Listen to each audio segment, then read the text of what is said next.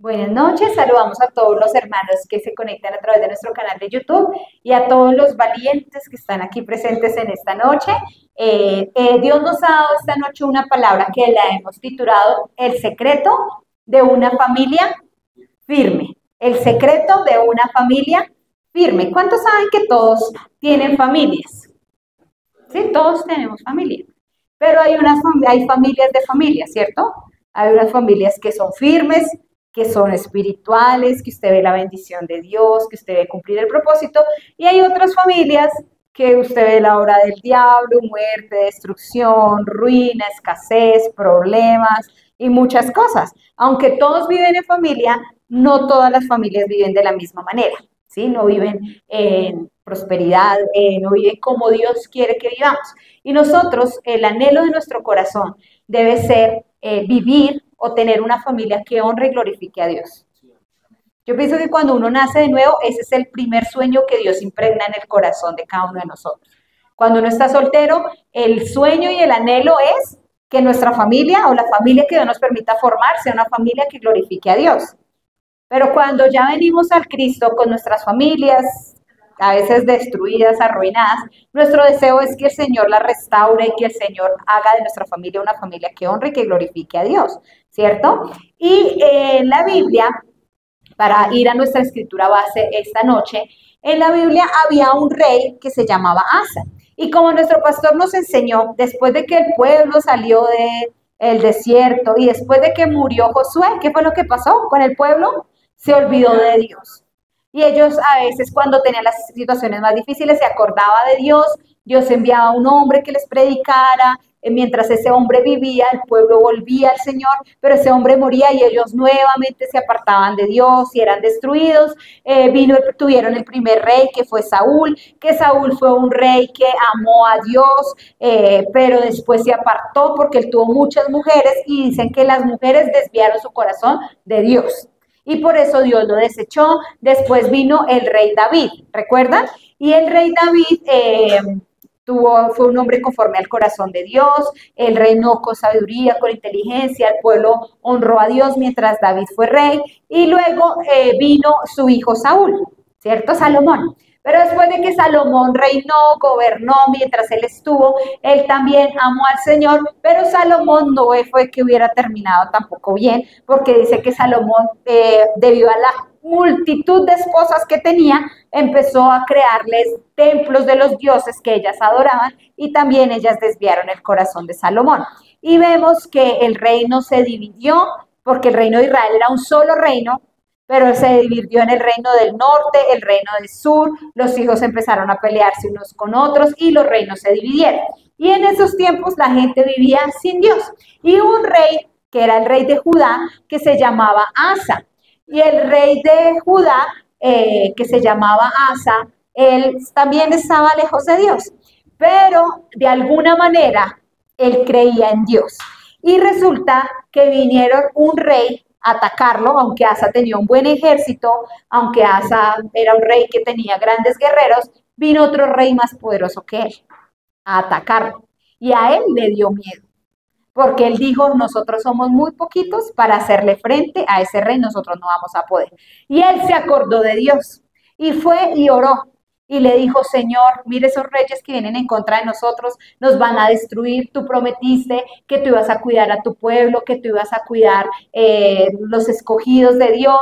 Y él hizo una oración pidiéndole a Dios que Dios le ayudara. Y él le dijo, Señor, si tú nos escuchas, si tú nos libras, si tú nos salvas, nosotros te obedeceremos y nosotros buscaremos tu ley. Y bueno, le hizo una promesa a Dios y le pidió que lo ayudara en esa batalla que él sabía que físicamente le iba a perder, porque el rey que lo venía a atacar era numerosamente más grande que ellos, ¿sí? Entonces, el rey, si quieres pásame la hojita, el rey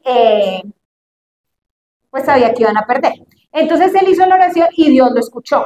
Y Dios vino y los ayudó. Y los ayudó para que ellos fueran libres de ese rey que había venido y libró al pueblo de Israel, de Judá, ese reino, y ellos fueron libres de sus enemigos. Y cuando ya ellos estaban en paz y todo, que habían ganado la batalla, Dios envía a un profeta a hablar con el rey y le dice las palabras que acabamos de ver ahí en Crónicas.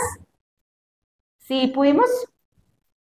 ¿Alguno alcanzó a copiar la cita? ¿Ninguno copiamos la cita? Por eso me gustan mis hojas de papel. Y el profeta le manda a decir al rey una razón. Está en Segunda de Crónicas, creo que es. Segunda de Crónicas 15:4. El que lo tenga, me lo puede leer, por favor. Segunda de Crónicas 15, del 1 al 4. Y dice a Segunda de Crónicas 15, del 1 al 4, y dice así: pero cuando en su tribulación,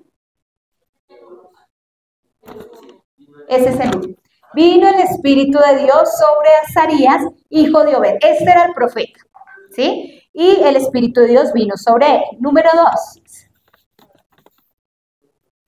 Y salió al encuentro de Asa y le dijo: oídme, Asa y todo Judá y Benjamín. Jehová estará con vosotros si vosotros estuviereis con él. O sea, el Señor le mandó a decir: si ustedes están conmigo, yo voy a estar con ustedes, ¿cierto? Y luego le dice: y si le buscareis, será hallado de vosotros. Mas si le dejareis, él también os dejará. O sea, el Señor le dijo: ustedes siempre se acuerdan de mí, solamente cuando tienen problemas. Y dijo: sí, clamaron, yo los rescaté, yo los ayudé, pero el Señor les dice: si ustedes se acuerdan de mí, yo también me voy a acordar de ustedes. Y si ustedes me buscan, yo me voy a dejar encontrar por ustedes. Y le dice, muchos días, este versículo es en el que nos vamos a basar. El profeta le dice al rey: muchos días ha estado Israel sin verdadero Dios y sin sacerdote que enseñara y sin ley. O sea, ¿cómo estaba el pueblo? Sin Dios, sin sacerdote, sin ley, ¿cierto? Dice: muchos días ha estado Israel sin verdadero Dios, sin sacerdote que enseñara y sin ley. Pero cuando en su tribulación se convirtieron a Jehová, Dios de Israel, y le buscaron, él fue hallado de ellos. Entonces el Señor le estaba hablando y les estaba mostrando la situación en la cual estaba el pueblo. O sea, el pueblo estaba sin Dios, sin ley y sin quien les enseñara, ¿sí? Y eso es lo que nosotros vemos. Y aquí, en este versículo, nosotros vemos tres claves o tres principios que el profeta le enseñó a ese rey para que pudieran ser un pueblo bendecido y pudiera ser la nación que Dios había escogido que fuera. El anhelo de Dios siempre ha sido tener una simiente, una descendencia apartada para él. El pueblo de Israel, Dios los sacó, lo apartó para que fueran diferentes. De hecho, cuando Dios le dio la tierra, Dios los mandó a que conquistaran y a que exterminaran a todos.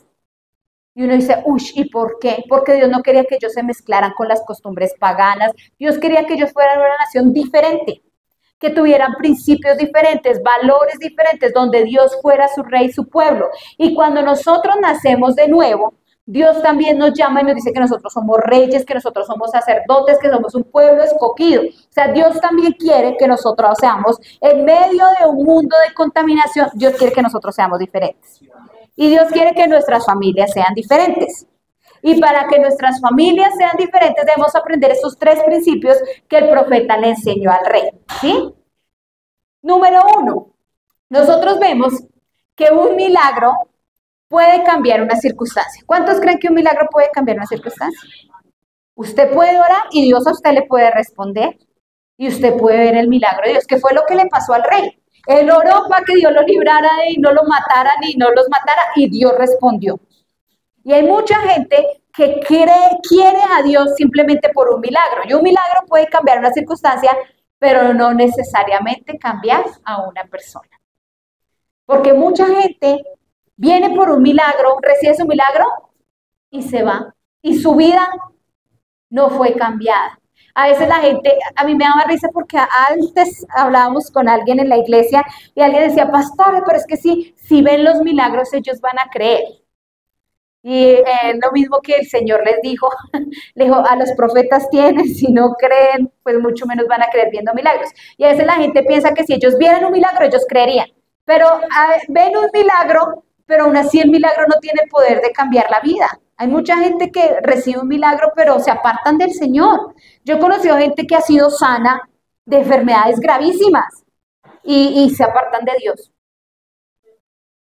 He conocido gente que Dios ha provisto de manera sobrenatural y después deciden apartarse de Dios. He visto gente que no ha podido tener hijos y usted ora y el Señor les concede tener un bebé y después lo están bautizando y echándole. Se olvidan de Dios y de su palabra. Entonces, el milagro puede cambiar la circunstancia, pero no necesariamente un milagro cambia a una persona, ¿sí? Pero una estrecha relación con Dios sí puede transformar nuestras vidas. Cuando nosotros tenemos una relación con Dios, esa relación con Dios nos cambia. Esa relación con Dios nos transforma.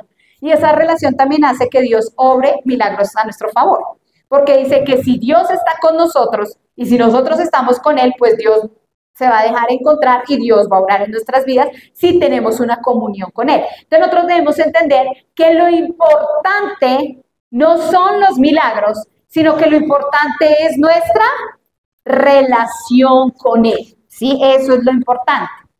Entonces, nuestro primer principio que vamos a ver es que Dios sea nuestro verdadero Dios.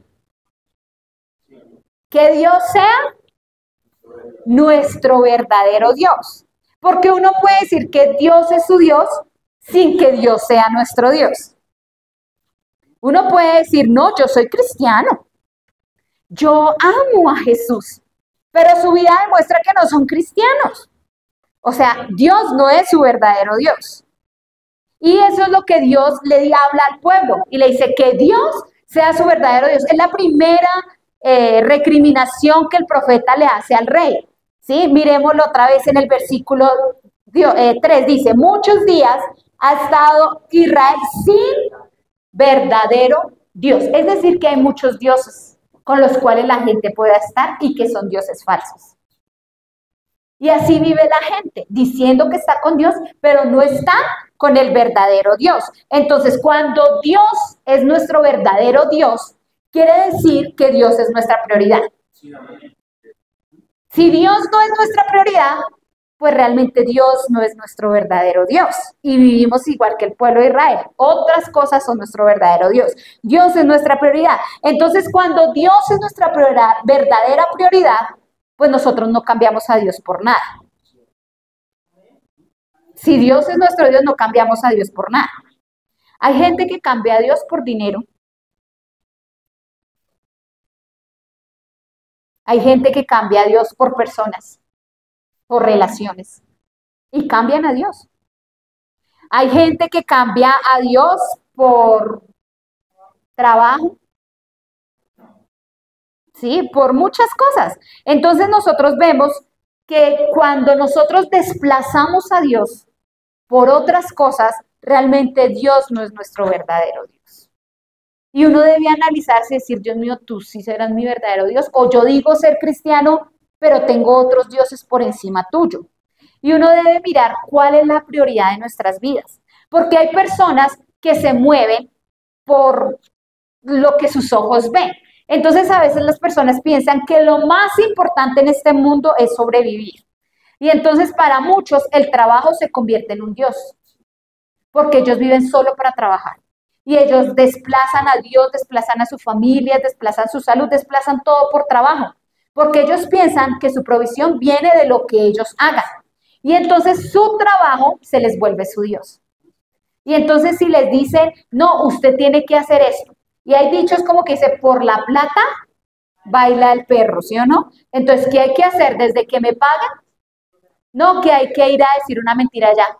No importa, yo voy y la digo, ¿cuánto me van a dar? Sabiendo que eso no agrada a Dios. De acuerdo, hay gente que viola sus principios, sus verdades, lo que Dios estableció en su palabra por dinero. Y uno debe entender que si yo desplazo la palabra de Dios y desplazo a Dios por dinero, pues Dios no es mi verdadero Dios. El dinero es mi Dios. Hay personas que desplazan a Dios por personas. Entonces, no es que mi novio, mi novia, mi esposo, mi esposa, mis hijos, mis amigos. Y hay gente que desplaza a Dios por personas.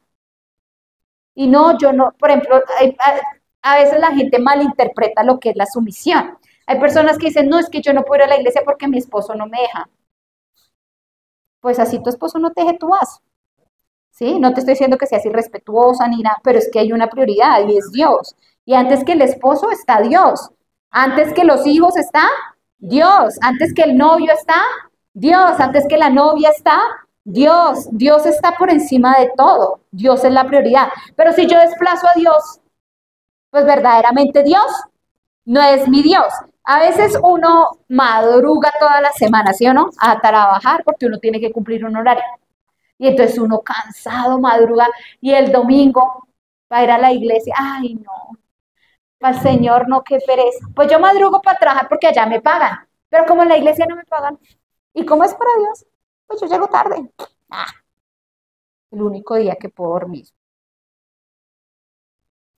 Entonces Dios no es mi verdadero Dios, sino que el descanso o el trabajo es mi Dios. Si uno la da toda en su trabajo, ¿cómo uno no la va a dar toda para el Señor?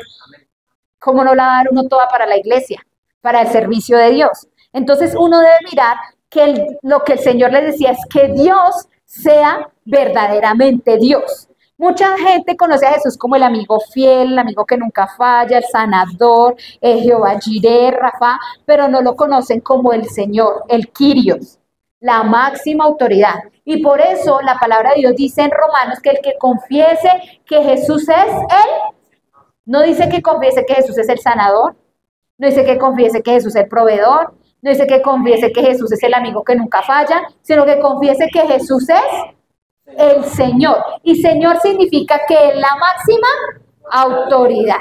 Y déjame decirte que si Dios es tu prioridad, pues Dios va a pelear por ti. Y tú vas a ver el favor de Dios sobre tu vida. Pero el problema es que uno es como uno tiene a Dios como ese Dios bombero, ¿no? Que cuando uno le va mal, entonces uno ahí sí ora. Y uno, Señor, y ayúdame, y Dios viene y le ayuda. Y cuando ya las cosas van bien, se olvidó. ¿Sabe cuándo la gente ora más? Cuando está en un problema. ¿Y sabe por qué a veces las dificultades vienen a uno? Para que uno se acuerde de Dios. Porque si hay algo que a uno le hace volver su corazón a Dios, es el dolor. Cuando usted pasa por alguna situación difícil, ahí es cuando usted dice, uy, me vuelvo a acordar de Dios, ahí sí vuelve a congregarse, ahí sí vuelve a venir al servicio de oración, ahí sí vuelve a leer la Biblia, ahí sí Dios vuelve a ser nuevamente su Dios. Entonces nosotros debemos entender que número uno, Dios debe ser nuestro verdadero Dios. Y en una cultura que hace de las mercancías un Dios, es muy difícil evitar la idolatría. Nosotros vivimos en una cultura de consumo. Y ahorita para diciembre, eso sí que nosotros vivimos de consumo en consumo. Y usted ve que la gente vive de fecha en fecha, de festividad en festividad, supliendo una cosa, supliendo otra. Y nosotros vivimos en un mundo de mercancías. Y es muy difícil evitar la idolatría, porque uno a veces como cristiano piensa que la idolatría es el santo o el muñeco que uno tiene guardado con veladora y eso, pero eso no es idolatría. Idolatría es cuando nosotros adoramos algo diferente a Dios. Usted puede tener en idolatría a su esposo o a su esposa y la puede idolatrar. Uno puede idolatrar los hijos, uno puede idolatrar su trabajo, uno puede idolatrar su cuerpo. Hay muchas cosas que uno puede llegar a idolatrar.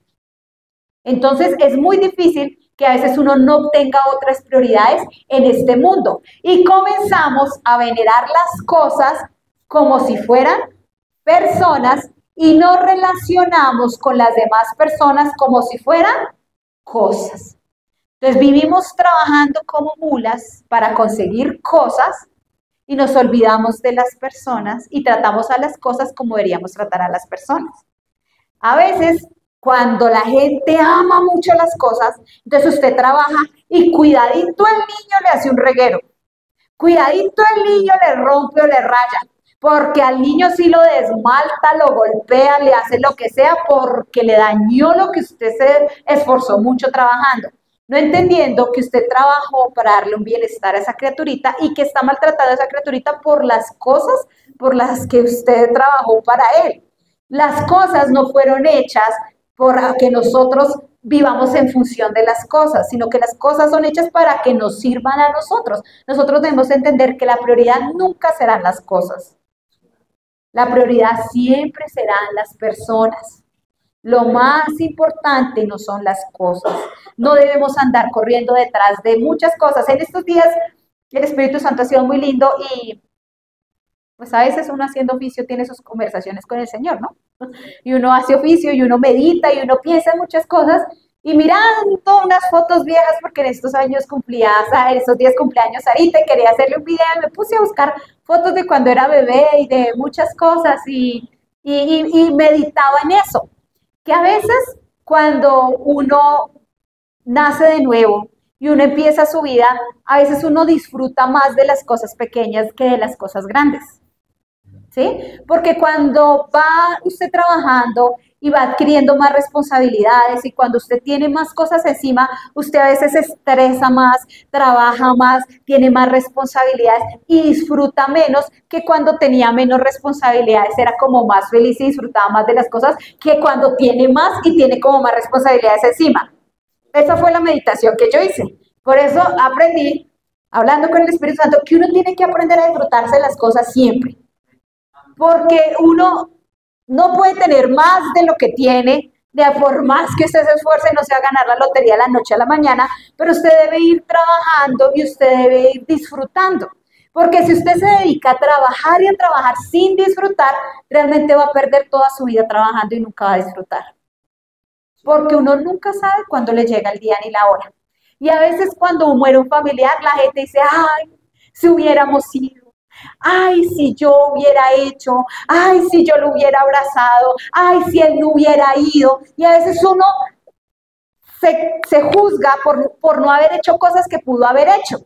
Porque uno siempre espera el momento perfecto, la oportunidad perfecta, cuando tengamos, cuando podamos, y aplaza las cosas, no entendiendo que lo importante no son las cosas, sino que son las personas. Y nosotros debemos entender y a venerar a las personas no como fueran cosas, y entender que lo único que nosotros vamos a poder llevar al cielo son personas, y que lo más importante, ¿sí? Y no debemos dejarnos consumir por ese sistema, sino entender que nuestra confianza está puesta en Dios. No es que nos vamos a quedar rascándonos el ombligo en la casa sin trabajar ni nada, sino que vamos a poner las cosas en su perfecto orden, entendiendo que nosotros trabajamos para vivir, no vivimos para trabajar, ¿sí? Trabajamos para poder sustentar nuestra casa, pero el trabajo no es nuestro Dios, no nos vamos a esclavizar, no vamos a dejar de disfrutar con nuestra familia, no nos vamos a alejar de Dios por estar trabajando, sino que nosotros vamos a entender que nuestra prioridad siempre va a ser después de Dios, nuestra familia. Amén. Número 2, tener alguien que les enseñe. ¿Cuál es el segundo secreto para tener familias fuertes? Tener a alguien que les enseñe, tener a alguien que les enseñe. Mire, el Señor les dice, muchos días ha estado Israel sin verdadero Dios. Y luego dice, y sin sacerdote, ¿qué? ¿Cuál era el problema? No había quien le enseñara. No había un sacerdote que les enseñara. Y a veces uno piensa que la enseñanza no es importante y la enseñanza es muy importante. Muy importante, porque cuando nosotros, toda la sociedad necesita ser educada, nosotros necesitamos ser educados, porque cuando nosotros llegamos a los pies de Cristo, nosotros venimos con una mente viciada, una mente que va en contra del plan de Dios, una mente que no tiene los principios de Dios, una mente que no sabe nada de Dios, y esa mente necesita ser renovada por la palabra de Dios, y si nosotros queremos ver un cambio, necesitamos ser enseñados. Si no hay enseñanza, no hay cambio. Seguimos iguales, iguales. Y dice que sí, sacerdote que enseñe. En la casa, ¿el sacerdote quién es? El esposo es el sacerdote. Y si no hay esposo, pues hay mamá, ¿cierto? Que también toma el lugar de sacerdote de tu casa y debe enseñar a sus hijos. ¿Por qué toda esa nación creció sin Dios? Porque los padres nunca les enseñaron a sus hijos a amar a Dios. Porque los padres también se habían olvidado de Dios. Y como ellos se habían olvidado de Dios, por ende los hijos también se habían olvidado de Dios. Nosotros como padres, si queremos que nuestros hijos honren, amen a Dios, nosotros tenemos que enseñar a nuestros hijos a honrar y amar a Dios. Si yo les enseño a mis hijos que Dios es una opción, para mis hijos Dios también va a ser una opción. Pero si yo les enseño a mis hijos que Dios es mi prioridad, para mis hijos también Dios va a ser su prioridad. Entonces, que nuestros hijos amen o no amen al Señor depende mucha parte de nosotros. La palabra de Dios dice, instruye al niño en su camino. Y aun cuando fuere viejo, no se apartará de él. Téngalo por seguro que si hay un papá y una mamá que ama a Dios con todo su corazón, esos hijos también lo van a amar.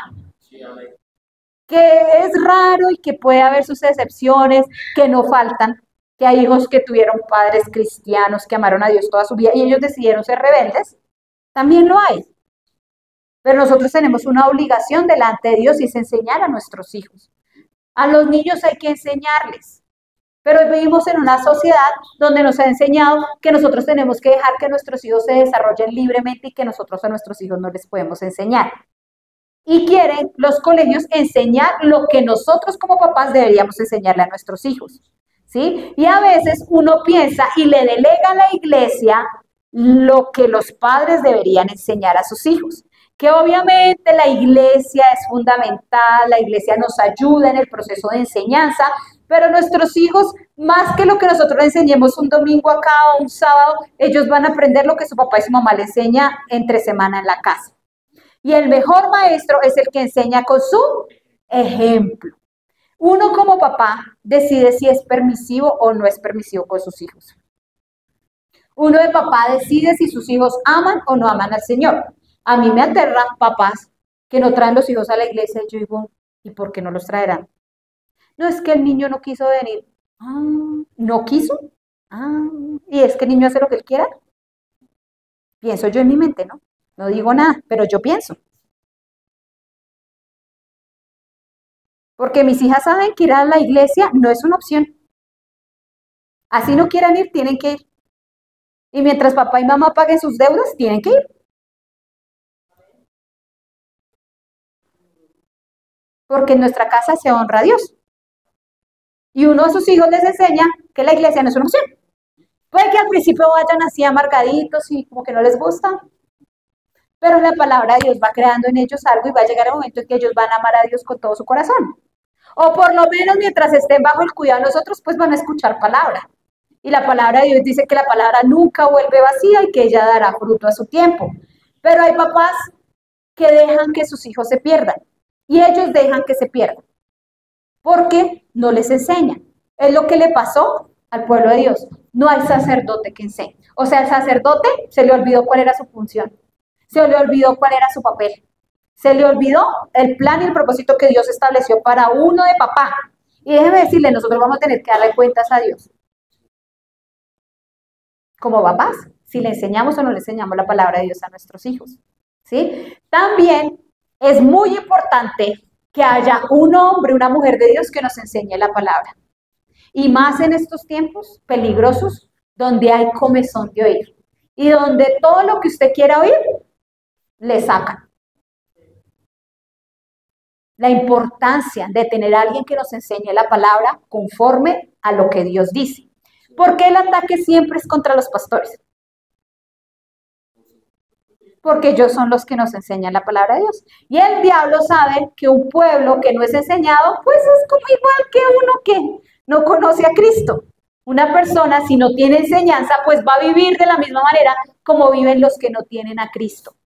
Porque una persona es renovada y es cambiada a través de la enseñanza. Por eso la importancia de ser enseñados. Por eso la importancia de amar la enseñanza. Por eso la importancia de congregarnos. Por eso Dios dice, no se dejen de congregar.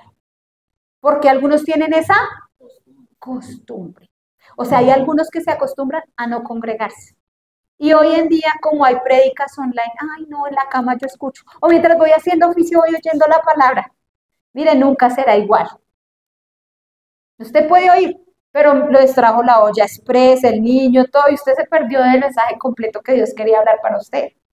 ¿Sí? Entonces no hay como que usted se siente, usted someta su cuerpo a la enseñanza y a la palabra de Dios. Entonces nosotros debemos entender que es muy importante el que nos enseña. Por eso la palabra de Dios nos enseña y nos dice que la persona que nos enseña la palabra de Dios, nosotros debemos tenerlo por digno de doble honor. Dice la palabra de Dios. Y dice que debemos hacer partícipe al que nos enseña la palabra de Dios de todo lo bueno que Dios nos da a nosotros. O sea, quiere decir que la persona que nos enseña debe ser muy importante para nosotros. Porque es el instrumento a través del cual Dios nos edifica, nos moldea, nos cambia y no permite que nosotros seamos desviados del plan y el propósito de Dios. Entonces, cuando uno entiende y ve las cosas como Dios las ve, uno aprende a amar su iglesia, a amar a su pastor y aprende a amar la palabra de Dios y aprende a ser el sacerdote de su casa. Aquel que mantiene la presencia de Dios, aquel que instruye a sus hijos en la palabra de Dios. Miren, los límites no son para amargar a nuestros hijos, los límites son para protegerlos. ¿Sí? Una persona que vive sin límites, pues se cae por el barranco y allá va a dar. Pero cuando hay límites, esa persona se mantiene esos límites y va a ser guardada de muchas cosas. Por eso la palabra de Dios dice que la vara, cuando habla de vara, habla de la varita que maltrata la colita de los niños. Al principio, pues no parece ser causa de gozo, pero la vara dice que salvará el alma de nuestros hijos del infierno. Y nuestro pastor ya nos ha enseñado, un correazo a nuestros hijos no los va a matar, pero si usted los deja sin corrección, ellos van a crecer y el mundo sí que corrige horrible. Entonces nosotros necesitamos entender que nosotros somos encargados de enseñar en nuestra casa, pero entender que en nuestra iglesia debemos amar a la persona que nos enseña. Amén. Los mejores maestros enseñan con las palabras, los mejores maestros enseñan con palabras lo que demuestran con sus actos. No solo te educan, también te inspiran. Mire, usted puede enseñar muchas cosas, pero si usted no las vive, uno dice, como sospechoso, ¿cierto? Uno dice, pero ¿por qué pasa eso? ¿O por qué uno ve eso? Y uno lo ve, lo hemos visto. Se predica una cosa, pero se vive otra. Y uno dice, el mejor maestro es el que enseña lo que vive. Por eso hay unos requisitos para los pastores y para los maestros. ¿Los han leído? En Tito y en Timoteo. Dice que el hombre de Dios debe ser marido de una sola mujer, debe ser sobrio, debe ser prudente, no avaro, no codicioso de ganancias deshonestas, debe tener sus hijos. ¿Debe tener sus hijos? Quiere decir que es un sacerdote primero de su casa antes que de la iglesia. Entonces la casa o la familia lo habilita o lo deshabilita a uno para el ministerio. Y la palabra de Dios dice, porque si no sabe gobernar su propia casa, ¿cómo cuidará de la casa del Señor? Entonces Dios le pone como un peso a la persona que enseña, o un límite, o una manera como vivir. Dios le muestra, porque el pastor o la persona que enseña debe vivir de acuerdo a la palabra de Dios. Si él no vive como la palabra de Dios dice, pues ¿qué va a enseñar?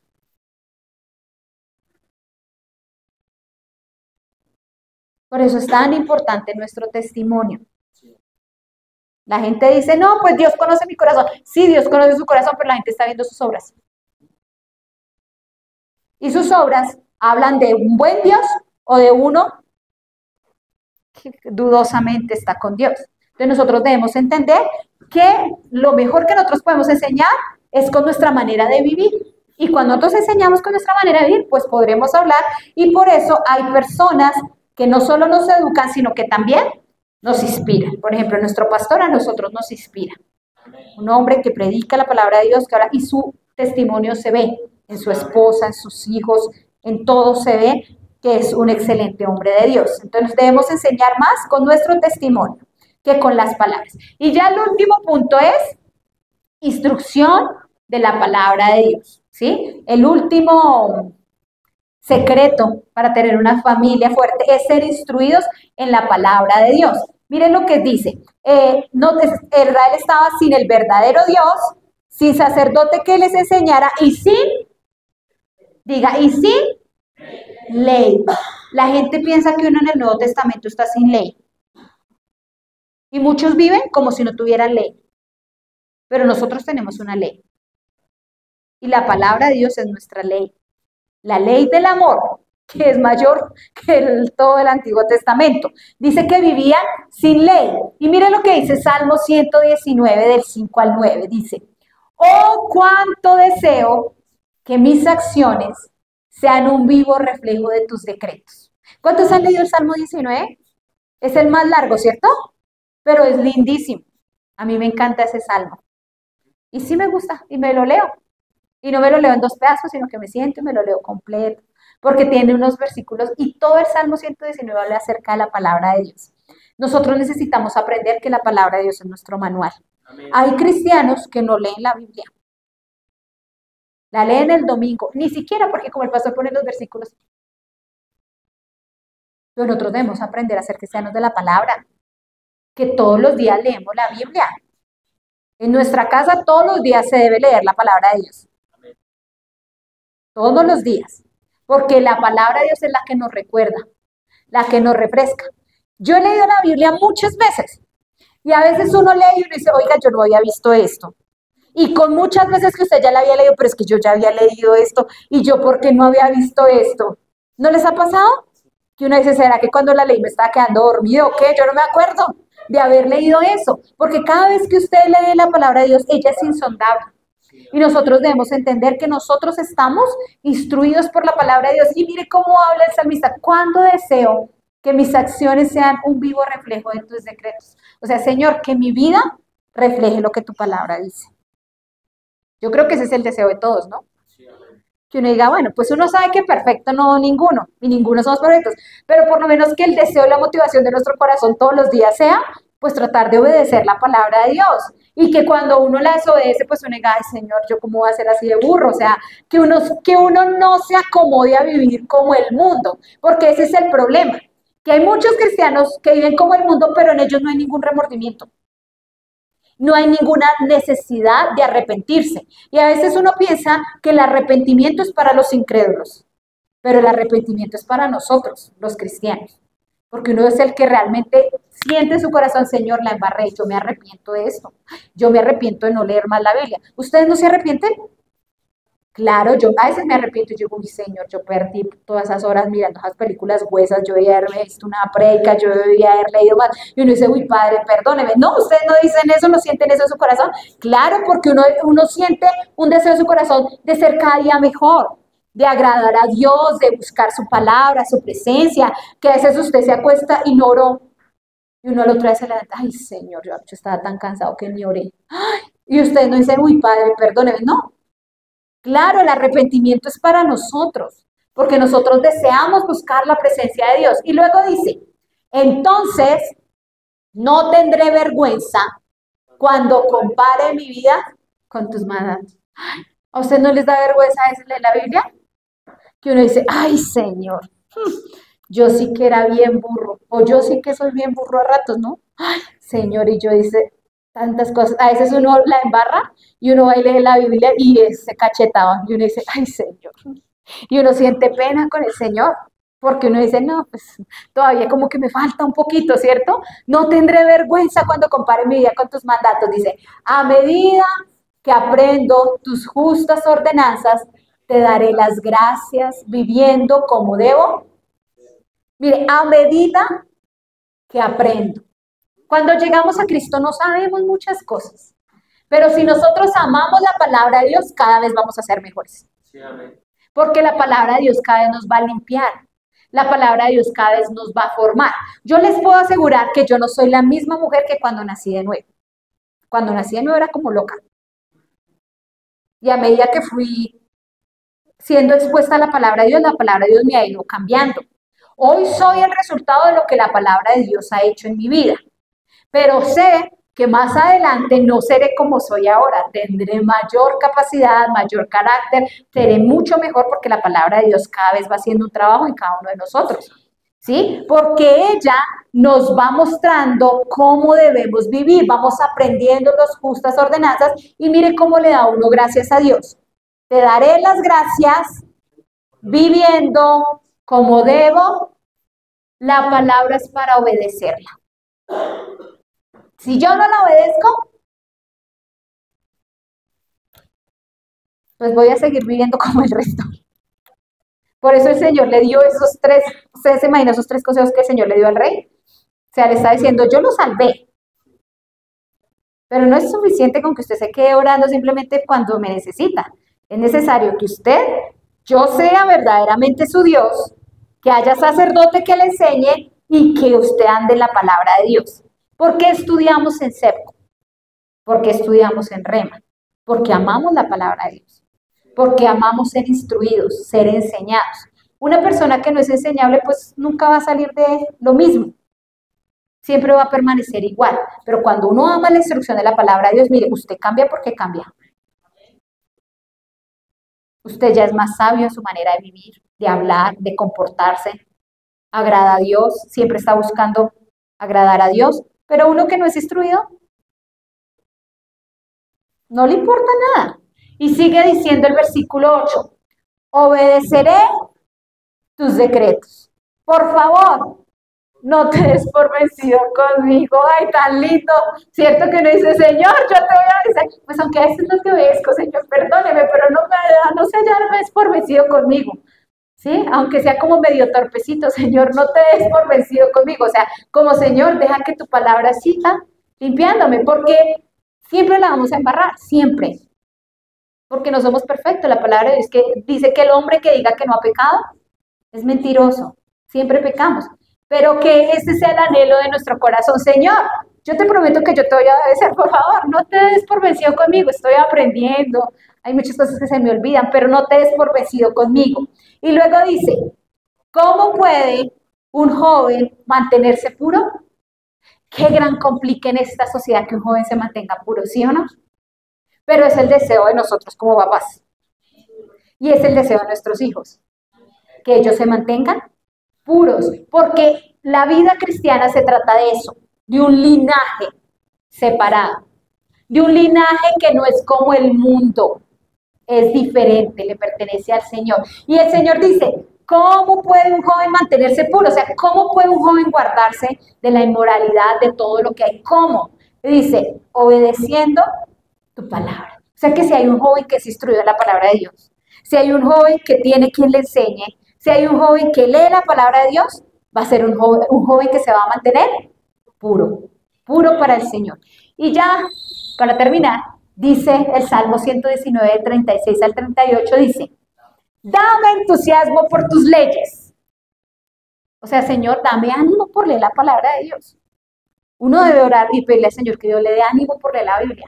Porque ¿cuántos son muy animados a leer? No, uno a veces dice, uy, estoy cansado, y usted fijo empieza a leer y los ojos se le ponen rojos y no le pesan y se duerme. Por eso uno debe pedirle al Señor, Señor, dame entusiasmo por tus leyes. O sea, Señor, dame ese deseo de leer, dame ese deseo de buscar tu palabra, dice. En lugar de amor, ay, pero eso sí, el amor por el dinero está vivito, ¿cierto? ¿Por qué madruga uno todos los días? Pues porque necesita trabajar y quiere dinero para suplir sus necesidades. ¿O no? Porque si a usted le dijera, no, venga a trabajar, pero no le vamos a pagar, ¿usted se levanta a trabajar?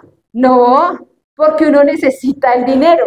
Y el Señor dice que nosotros debemos tener entusiasmo por la palabra, así como tenemos entusiasmo por ir a trabajar. Qué tremendo el Señor, ¿cierto? Dice, aparta mis ojos de cosas inútiles y dame vida mediante tu palabra. El TikTok son cosas inútiles. Y las redes sociales son cosas inútiles. Pero nosotros debemos tener vida mediante la palabra. Confirma a tu siervo tu promesa, la promesa que hiciste a los que te temen. Y mire ya para terminar esta promesa que Dios nos da a los que amamos verdaderamente al Señor. Dice, qué felices son los que temen al Señor y que se deleitan en obedecer sus mandatos. Sus hijos tendrán éxito en todas partes. Toda una generación de justos será. Mire, este es el éxito de una familia. Usted mire esa promesa en su Biblia y subráyela, porque dice, qué felices los que temen al Señor. Nosotros tememos al Señor. Y luego dice, se deleitan en obedecer sus mandatos. Nosotros nos deleitamos en obedecer. Por eso nos congregamos, por eso oramos, por eso leemos la palabra de Dios, por eso buscamos hacer a Dios nuestro verdadero Dios, porque lo amamos, porque le tememos, porque entendemos que Él es nuestra prioridad. Que no somos perfectos, sí, pero el deseo está siempre en nuestro corazón de honrarle, de buscarle, de hacer las cosas como Dios le agrada. Y el Señor dice, sus hijos tendrán éxito, nuestros hijos serán una generación diferente. Yo creo que mis hijos no van a ser del montón. Mis hijos van a ser una generación diferente. Y ellos van a tener éxito. ¿Por qué? Por nuestro amor al Señor. Porque Dios dice que si nosotros estamos con Él, Él está con nosotros. Y si nosotros estamos con Dios, no tenemos que dudarlo. Dios está con nosotros y con nuestros hijos. Y nuestros hijos tendrán éxito. Y en todas partes, dice, toda una generación de justos será bendecida. Yo creo que nosotros como padres seremos bendecidos. Y estoy segura que mis hijas van a ser bendecidas. Pero creo que mis nietos van a ser más bendecidos. Y mis bisnietos serán más bendecidos. Porque cuando amamos al Señor de generación en generación, la bendición aumenta. Al igual que los que se apartan del Señor, la maldición de generación en generación también aumenta. Si usted mira, la gente que no tiene a Cristo en sus familias, si los padres eran un borracho, los hijos salen el doble que el papá, peor. Y los nietos, peor. Y las maldiciones van así. Las familias van repitiendo los mismos patrones. Porque se multiplica. Pero así como se multiplica la maldición, la bendición también se multiplica. Y nosotros tendremos bendición, no maldición. Te bendigo con esa palabra en el nombre de Jesús.